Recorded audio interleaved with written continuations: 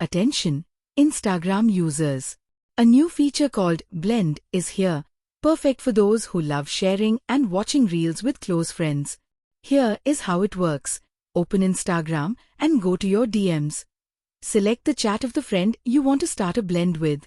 You will see a new blend icon at the top. Tap it to send them an invitation to join your blend. Once the invitation is sent, your friend will receive a notification.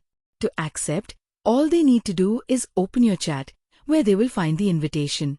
They can then tap the Go to Blend button and hit Join to get started.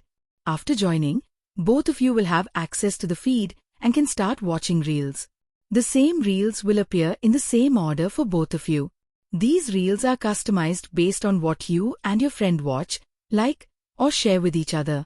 You will also be able to see if a reel is suggested based on your activity or your friend activity.